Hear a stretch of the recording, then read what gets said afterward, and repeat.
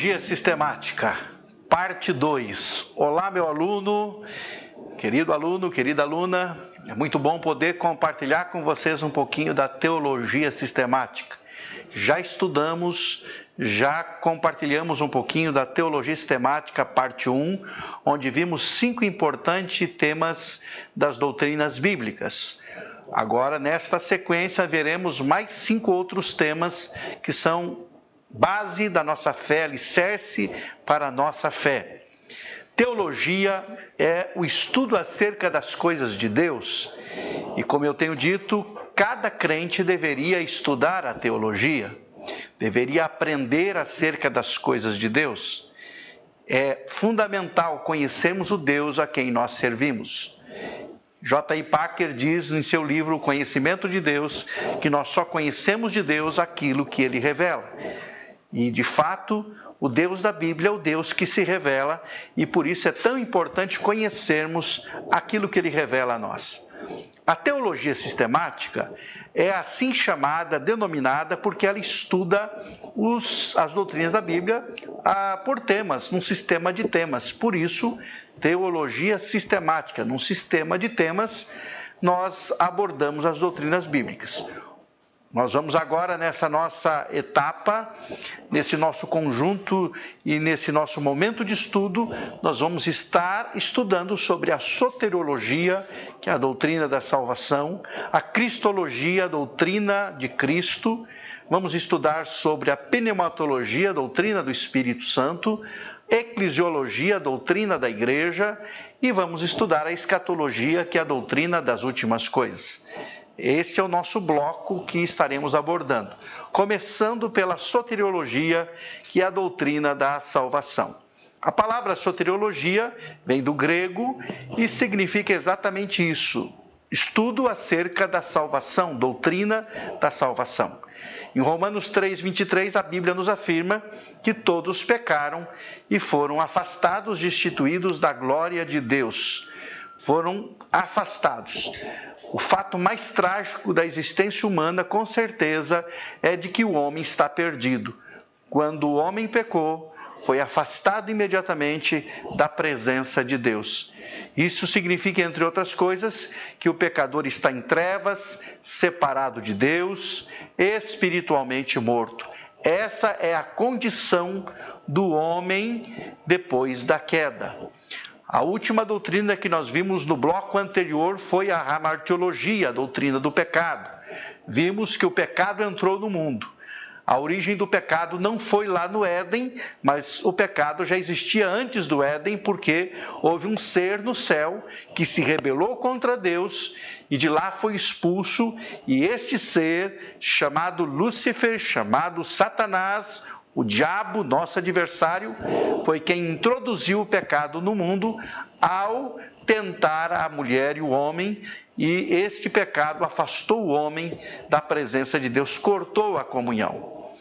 Agora Deus, desde o princípio, lá em Gênesis 3,15, vai nos apresentar o que os teólogos chamam de proto-evangelho, ou o evangelho preconizado já desde a queda, quando o Senhor Deus diz que da descendência da mulher nasceria aquele que esmagaria a cabeça da serpente. Aqui já está o proto-evangelho, as boas novas sendo anunciada do ser que viria descendente da mulher, do homem, para acabar com o problema do pecado, para dar um jeito no problema que foi lá no Éden instaurado com a queda do homem. A salvação tem como sua base, tem como sua causa primária o grande amor de Deus. Aqui há um mistério, e certamente um mistério muito grande, como um Deus que conhece todas as coisas, um Deus que tem todo o conhecimento, como Ele cria o homem sabendo que o homem iria pecar. Se nós dissermos que Deus não sabia que o homem iria pecar, o criou na expectativa de que não o fizesse, nós vamos dizer que Deus não tem todo o conhecimento. mas ele tem todo o conhecimento, ele é soberano e mesmo assim, sabedor de que havia possibilidade do homem escolher errado, desobedecer, errar o alvo, ele assim cria este ser e devota a esse ser um amor imensurável. O perdido não merece, o homem pecador não merece esse amor imensurável, mas ele é alvo desse grande amor de Deus. Quando o homem pecou, tornou-se pecador, o que ele merecia não era o amor de Deus, e sim a punição por causa do seu pecado. A Bíblia vai dizer para nós que o salário do pecado é a morte, esse é o preço do pecado. Mas o dom gratuito de Deus, ou seja, o presente que Deus nos trouxe, ou que Deus proporcionou para nós, foi a salvação em Cristo Jesus. E isso é tremendo. Por que isso aconteceu? Por causa do grande amor de Deus. João 3,16, que é o tema central de toda a Bíblia, ele por si só é a revelação plena de um Deus amoroso. Porque Deus amou o mundo de tal maneira que deu seu Filho unigênito para que todo aquele que nele crê não morra, mas tenha a vida eterna. Meu prezado aluno, estudante de teologia, quero dizer a você que o amor de Deus não tem medidas.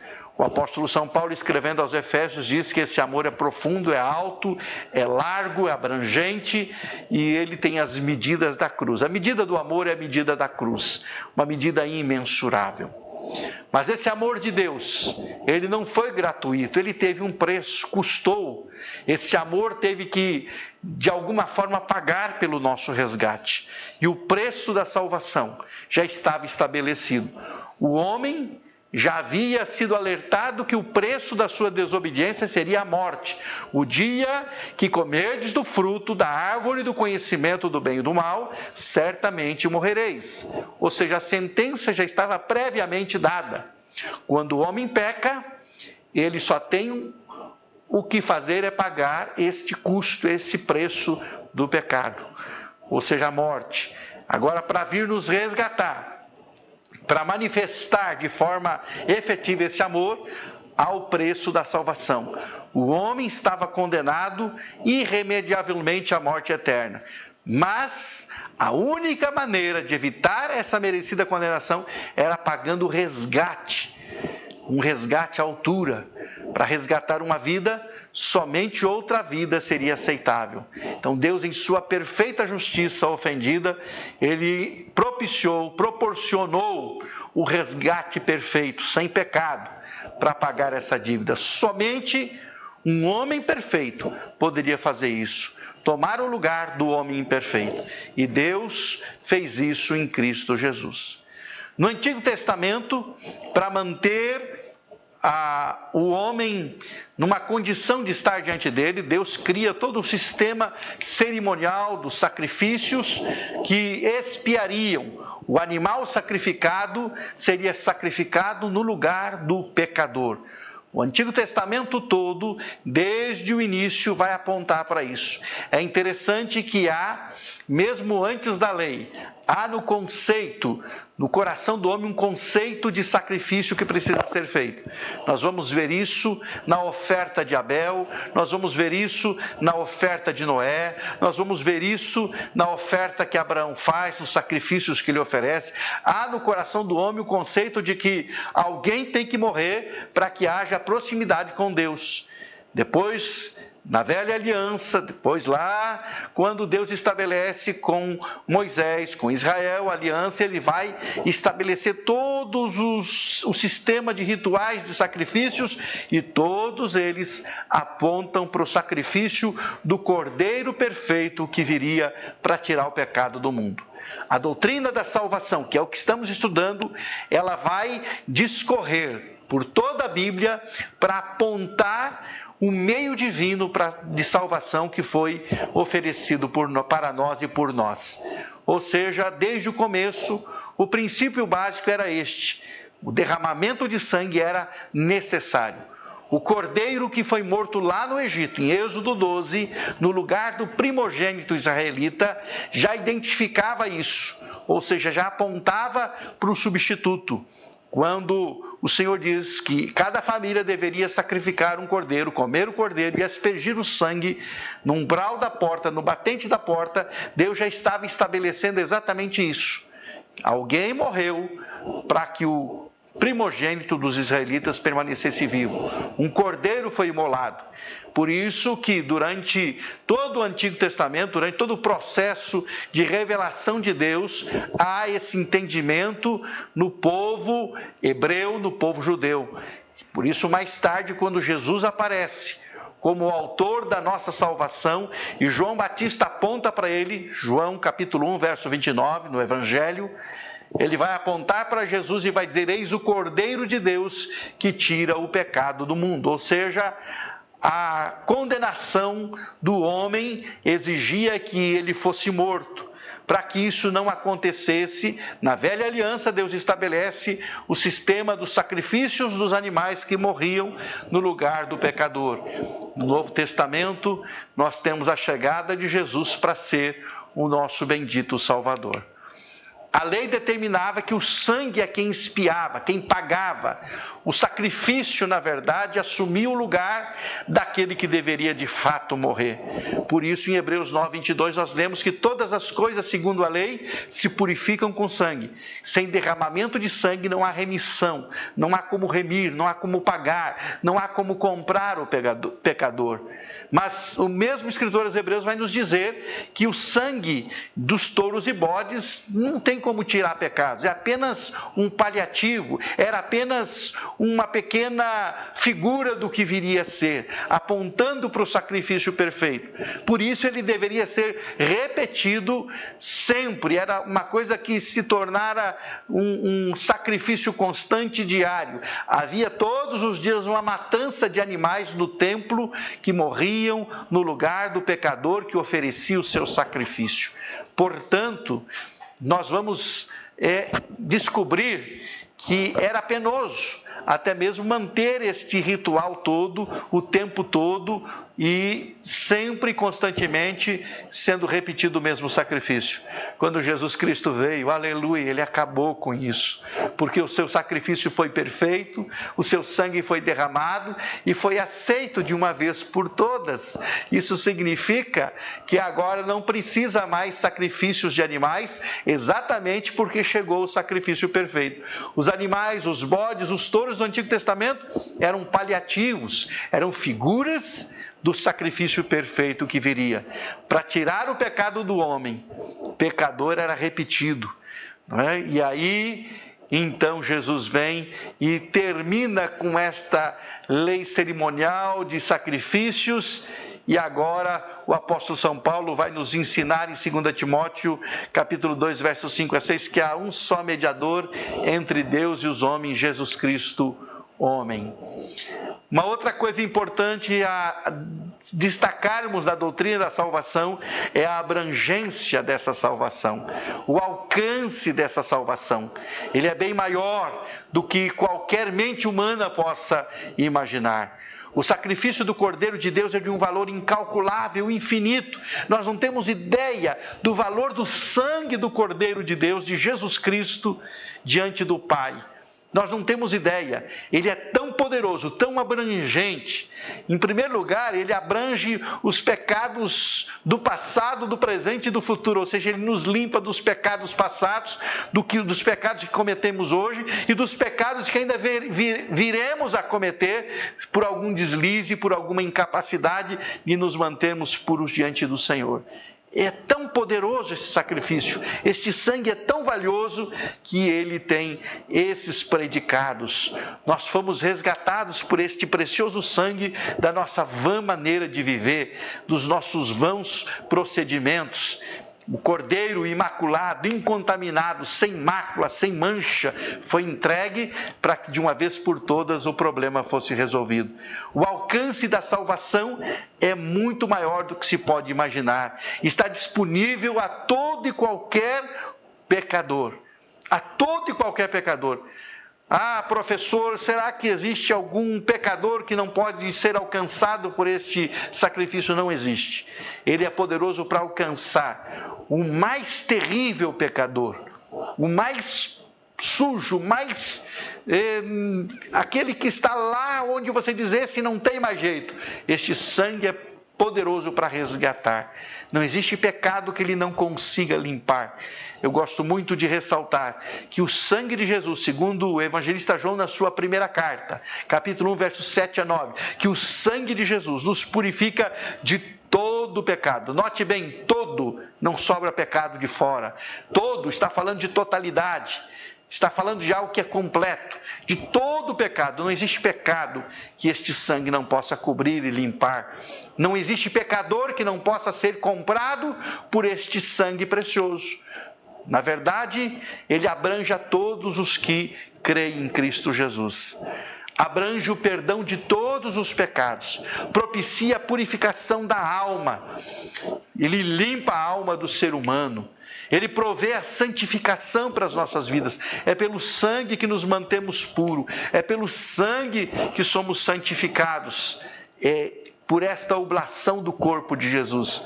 Oblação é a ação de ofertar, é a ação de fazer uma oferta a Deus. Oblação é oferenda, ou seja, essa oferenda que Jesus Cristo faz de si mesmo ao Pai, a Deus Pai, ela é plenamente suficiente.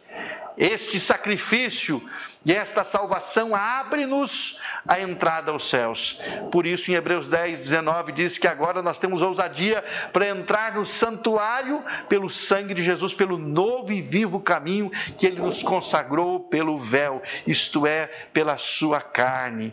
Em Apocalipse 22, 14, nos mostra que este sangue é poderoso para isso também. Agora, esta é a tão grande salvação. Esta é sua abrangência, esta é sua eficácia, ela é perfeita, a salvação perfeita. Mas quais as condições para receber essa tão grande salvação? Na soteriologia nós vamos descobrir que há condições para receber essa salvação. A palavra de Deus vai nos dizer que é preciso que essas condições sejam satisfeitas para que o pecador alcance essa salvação. A primeira delas, sem dúvida alguma, é o arrependimento. A principal palavra que se traduz para arrependimento no Novo Testamento é interpretada por Taylor da seguinte forma: mudança profunda e radical da mente, incluindo as faculdades de percepção, compreensão, emoções, juízo e vontade, que o Espírito de Deus opera num homem na experiência da salvação, quase sinônimo de regeneração. Arrependimento, aliás, sem arrependimento não há regeneração, não há nova vida, porque o arrependimento pressupõe que nós estamos entristecidos e que nós estamos mudando de vida porque não conseguimos, não aceitamos mais a velha vida. A necessidade de arrependimento é tão profunda que o próprio Jesus vai nos dizer que se não nos arrependemos, nós estamos condenados a perecer. Quando alguns judeus chegam para Jesus e dizem: olha, o senhor viu o que aconteceu com aqueles homens lá na Torre de Siloé? Que coisa terrível que aconteceu com eles, morreram de uma forma trágica. E Jesus vai dizer para os seus ouvintes: se vocês não se arrependerem, vocês vão ter o mesmo fim trágico desses homens. Ou seja, é preciso o arrependimento. O arrependimento do homem, ele precisa ser tão profundo que o leve a mudar, adiar, ou seja, faz com que Deus adie o seu juízo e o propósito dele. É interessante isso. Quando o homem se arrepende, Deus muda o seu propósito em relação ao próprio homem. Nós já temos visto na história, por exemplo, de Jonas em Nínive, que Deus suspendeu o castigo quando houve arrependimento sincero. Quando, na verdade, o homem reconheceu que estava fora da vontade de Deus, o coração ficou contristado e ele decidiu mudar de vida, mudar de mente. O arrependimento é mudança de mente. O arrependimento é a pessoa dizer: olha, eu fiz assim, mas não vou fazer mais. Não faço mais assim, estou arrependido. Mudei de mente, mudei minha maneira de pensar, de ver as coisas. E aí, quando o homem se arrepende, aí nós usamos um termo na linguagem humana, que o Senhor Deus se arrependeu de fazer tal mal ou de estar dispensando o seu juízo sobre alguém que se arrependeu. Na verdade, é uma linguagem figurada, porque Deus já tinha no seu coração assentado isso. O arrependimento evita que eu descarregue a minha ira sobre o ser humano. Quando há arrependimento, a ira de Deus é suspensa. O Deus misericordioso passa a ter compaixão do pecador arrependido. Nós temos exemplos disso também lá no livro de Reis, quando Acabe, um dos piores reis de Israel, ele vai agora receber uma sentença através do profeta Elias, e quando ele recebe a sentença, ele se humilha, coloca panos de saco, se arrepende, e aí a palavra de Deus diz que o Senhor suspende o mal que iria trazer sobre ele durante aqueles dias. O arrependimento faz com que haja mudança de mente, mudança de vida no ser humano. E essa mudança de vida, essa mudança de mente no ser humano faz com que Deus suspenda a sua ira, o seu castigo. O arrependimento é a primeira condição para se alcançar a salvação. Por isso, nos evangelhos, nós vamos encontrar muitas vezes um chamado ao arrependimento. Arrependei-vos. Esta é a mensagem do evangelho. Hoje essa mensagem tem sido diluída e deixado de ser pregada. Nós vimos as pessoas ouvindo a seguinte mensagem: venha como estás e permaneça como estás. Esta não é a mensagem do arrependimento. A mensagem do arrependimento é: venha como estás, mas seja transformado. Mude de mente, mude de vida, que a sua vida seja diferente, que você tenha tristeza profunda por ter pecado, porque o arrependimento é uma profunda tristeza da alma, do coração, por ter errado, por ter pecado. A segunda condição para alcançar a salvação, isto é, condição para a salvação, é a fé. A verdadeira fé bíblica está tão entrelaçada com o verdadeiro arrependimento que com este se constitui numa união indissolúvel. A fé do Novo Testamento é interpretada como você colocar o seu repouso, a sua confiança no Senhor, dependendo dele totalmente, entregando a Ele ou lançando sobre Ele totalmente a sua vida. Alguns aspectos dessa fé é acreditar, reconhecer a palavra, crendo que é Deus quem nela fala. É crer na palavra, acreditar na palavra. Um outro aspecto da fé é o apropriar-se. Alguém disse que a fé, na verdade, é o braço que alcança a graça de Deus, que apropria-se da graça de Deus. A graça é o favor que nós não merecemos, e a fé é o meio de nos apropriarmos desta graça. Também esta fé tem como aspecto submeter-se. Esse submeter-se é você se colocar debaixo da vontade divina. O exemplo que nós temos de Noé, que se submeteu, temeu ao Senhor e aí preparou a arca conforme Deus havia dito para a salvação dele e da sua família. É estar debaixo desta missão de Deus. Na Bíblia, o primeiro e definitivo passo de fé que comprova que o pecador se arrependeu e creu no Senhor tem a ver com uma evidência chamada batismo. Embora o batismo não salve, ele é a evidência da fé do crer. Por isso o evangelista Marcos vai nos dizer, no Evangelho de Marcos, capítulo 16, verso 16, quem crer e for batizado. Note que é o crer quem salva. A fé leva a acreditar na verdade do Evangelho. Essa fé que está entrelaçada com arrependimento leva o pecador a evidenciar através do batismo. O batismo em si não salva, mas ele vai evidenciar esta salvação. Isso é muito importante. Nós entendemos esse fato. O batismo não salva, mas ele é a evidência da salvação. Escute bem o que eu vou dizer agora. Você é batizado não para ser salvo, mas porque você é salvo em obediência ao Salvador, você evidencia a sua fé nele. O resultado desta tão grande salvação, essa salvação que é abrangente, essa salvação que coloca duas condições que são imprescindíveis para o ser humano, que é o arrependimento e a fé, ele resulta na salvação. E o resultado da salvação, ele estará presente na reabilitação, na restauração do pecador.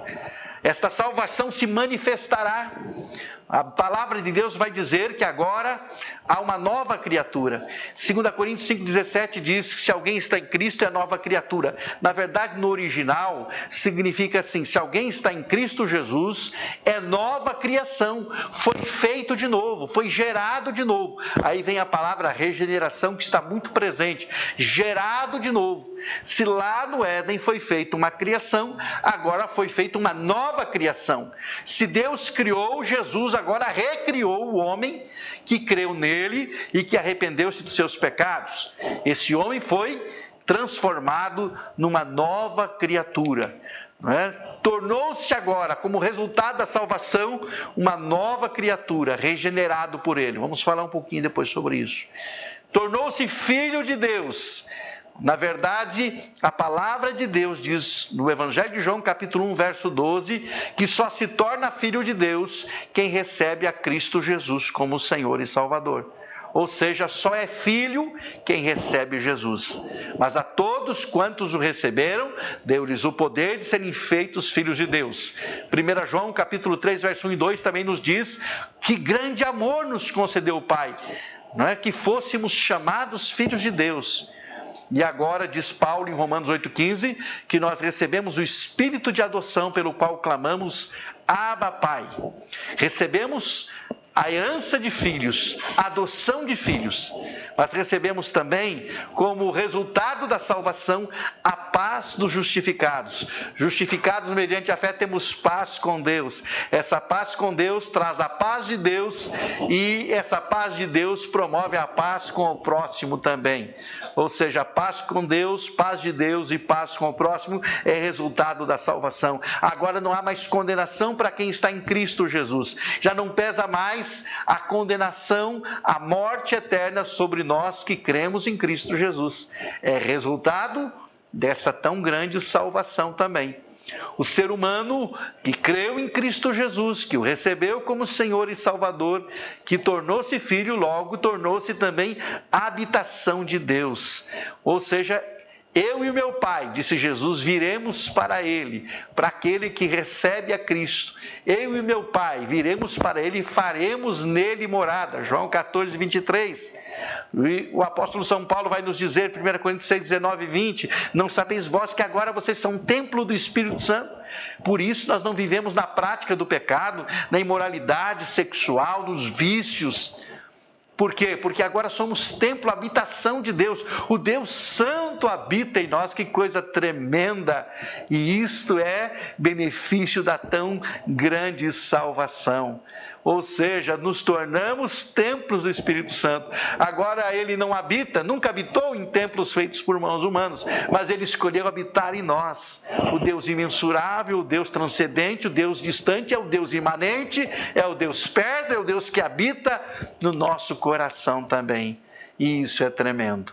Que coisa boa é sermos alcançados por essa tão grande salvação. Eu estou encerrando esta primeira aula de soteriologia, mas no próximo bloco nós vamos continuar falando sobre a soteriologia, porque é uma doutrina tão importante para a igreja, que nós, estudantes de teologia, precisamos conhecê-la profundamente. Até aqui nós vimos o preço dessa salvação, a abrangência dessa salvação, a condição para essa salvação e também o resultado dessa salvação. Mas no próximo bloco vamos ver um pouquinho desta salvação na história da igreja também.